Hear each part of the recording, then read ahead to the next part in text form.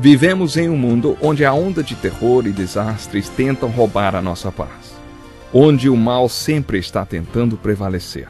Mas vemos pela palavra de Deus desde o Antigo Testamento que o cuidado de Deus para com aqueles que o temem e o buscam é muito real e permanente. Fique atento a mais um programa Encontro com a Palavra. Aqui apresentamos a palavra de Deus como resposta a todas as mais difíceis questões da vida. Agora com você, Pastor Edson Bruno.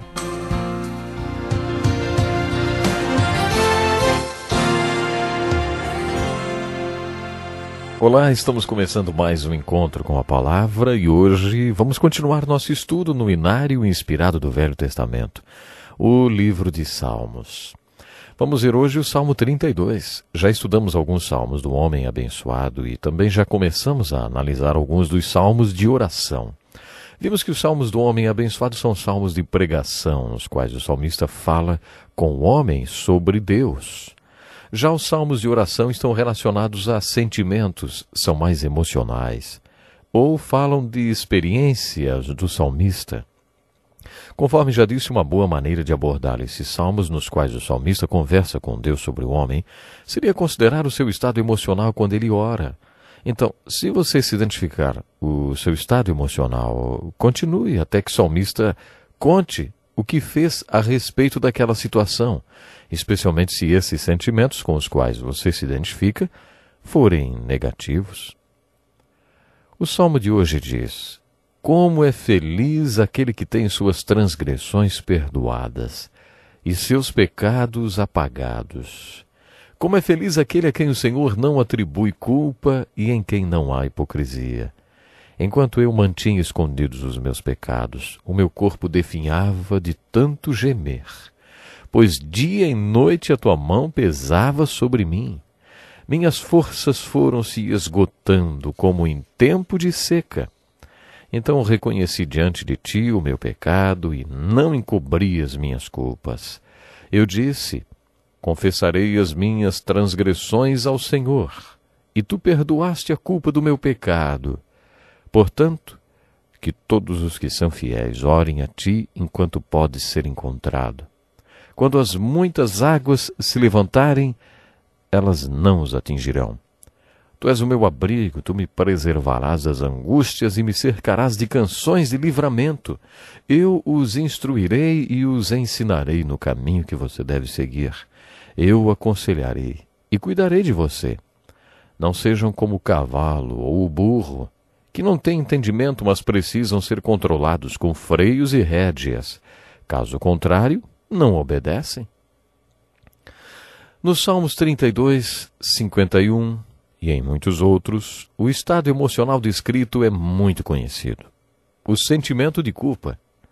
No Salmo 32, Davi nos dá uma descrição bonita e completa dos sintomas físicos causados pela culpa. Davi fala sobre desonestidade, miséria, frustração, sobre sua força que secara como a água que evapora em um dia de sol. Ele fala sobre uma seca espiritual. Nesse salmo, o salmista está lidando especificamente com a culpa. Quando estávamos estudando o 1º e 2º Samuel, vimos que a culpa pode ser uma emoção negativa para a saúde. O fato de você se sentir culpado mostra que você tem certa integridade. Você tem um padrão de justiça com o qual não está de acordo. Há duas maneiras de lidar com esse tipo de culpa. O mundo resolve o problema dizendo que não existe nem certo e nem errado, e por isso não há motivo para sentir-se culpado. Segundo a Bíblia, a culpa existe e há solução para esse sentimento. A solução é a confissão. Nesse salmo, Davi está refletindo sobre o ano em que encobriu o pecado com Batseba e o assassino do marido dela, Urias. Deve ter sido um ano muito difícil para Davi. Quando o profeta Natã confrontou Davi, ele tinha decidido confessar seu pecado. No Salmo 32, Davi está descrevendo seu estado emocional antes e depois de ter confessado seu pecado. Como é feliz, ele diz, que alívio, que alegria. Com essas palavras, Davi descreve a bênção do perdão que se seguiu após a confissão dos seus pecados. Como você sabe que seus pecados foram realmente perdoados? Algumas pessoas explicam assim: a Bíblia afirma que foram. Eu acredito. Feito. é verdade. O oposto também é verdadeiro. A Bíblia afirma que fui perdoado, eu duvido. Nada feito. Você pode confiar na palavra de Deus e nela aprendemos que, se confessarmos os nossos pecados, Ele é fiel e justo para perdoar os nossos pecados e nos purificar de toda injustiça. Primeira carta de João 1:9. Você sabe que foi perdoado porque a Bíblia diz isso. No entanto, você também sabe que seus pecados foram perdoados quando experimenta o que Davi descreveu no Salmo 32. A bênção do perdão. Quando você não sente mais culpa, você sabe que seus pecados foram perdoados. O Salmo 19 também foi escrito por Davi, é outro lindo salmo de oração. Ele é dividido em 3 parágrafos. Deus nos revela a verdade de muitas maneiras. Primeiro, Ele nos revela verdades através da natureza. Logo no início, lemos que os céus estão fazendo uma pregação sobre a glória de Deus. Não se passa um dia nem uma noite sem que os céus não façam esse sermão. Davi continua falando do lugar onde o firmamento está pregando, o espaço, e também do conteúdo desse sermão, a dimensão de Deus que é infinita e infinita. Como pastor, Davi passava muitas noites deitado no chão, olhando as estrelas e meditando sobre Deus. No Salmo 19, Davi está nos dizendo que em uma das noites em que ele estava dormindo no chão, esses corpos celestiais fizeram um sermão para ele sobre a glória de Deus. O espaço, isto é, o firmamento, também pregou um sermão para Davi. O conteúdo desse sermão foi sobre o tamanho infinito de Deus. O segundo parágrafo do Salmo 19 descreve outra maneira pela qual Deus revela a verdade para o homem. Esse segundo parágrafo revela a palavra de Deus para o homem através das Escrituras. Os teólogos chamam a mensagem de Deus através da natureza de revelação natural. Eles chamam a mensagem de Deus para nós através das Escrituras de revelação especial. A Bíblia é uma revelação especial de Deus para o homem. Nesse segundo parágrafo do Salmo 19, Davi diz algumas coisas lindas sobre as Escrituras. Davi nos diz que a palavra de Deus é perfeita, que fala o que é certo, é pura, é verdadeira. Davi também nos fala sobre os efeitos da palavra de Deus em nossa vida. Ele diz que a palavra de Deus ilumina os olhos e alegra o coração. E, mais importante ainda, a palavra de Deus converte nossas almas. O segundo parágrafo do Salmo 19 nos dá uma visão geral do que a palavra de Deus é e o que ela pode fazer em nossas vidas. No parágrafo de encerramento desse salmo, Davi mostra o porquê dele ter sido classificado como um dos salmos de oração. Enquanto está deitado no chão, olhando para as estrelas, seus pensamentos voltam-se para seu interior. Então ele ora: quem pode discernir os próprios erros? Absolve-me dos que desconheço. Também guarda teu servo dos pecados intencionais, que eles não me dominem. Então serei íntegro, inocente de grandes transgressões. Ele faz uma oração que deveria ser feita por todos nós. Que as palavras da minha boca e a meditação do meu coração sejam agradáveis a ti, Senhor, minha rocha e meu redentor. Procure relacionar essa oração de Davi no final do Salmo 19 com o resto do Salmo. Você perceberá que o que ele está dizendo é mais ou menos isso. Senhor, sua mensagem através da natureza é maravilhosa. Deus, sua palavra através da Bíblia é perfeita. Ela é um milagre perfeito. A Bíblia não é apenas uma revelação. Sua palavra é poder com forças sobrenaturais em nossas vidas.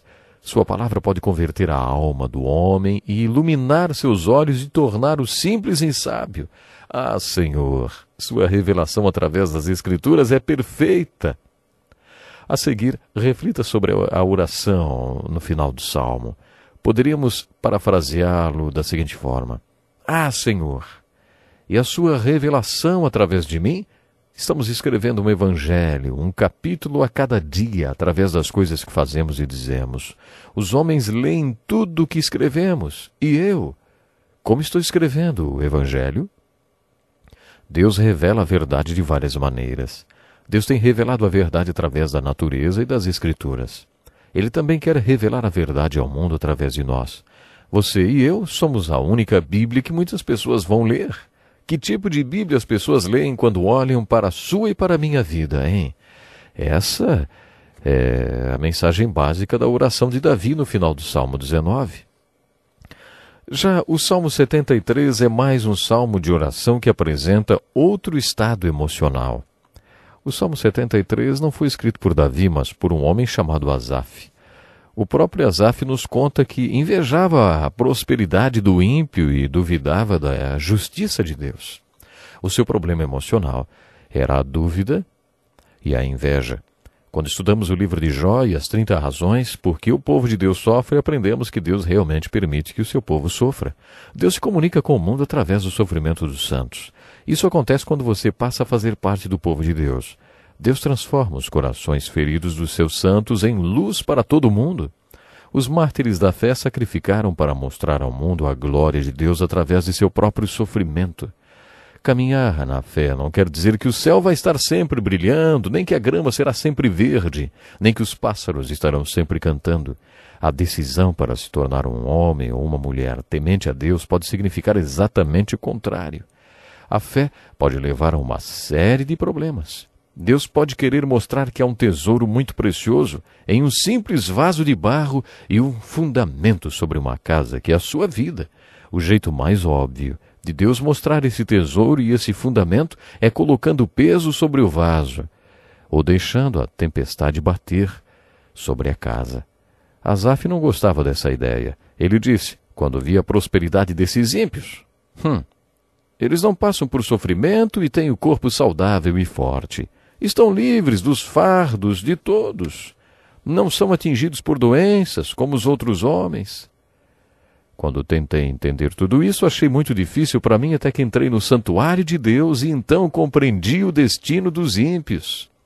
Quando Asaf levou suas dúvidas para o santuário de Deus, as dúvidas foram esclarecidas. Deus o deixou passar uns 5 minutos no inferno.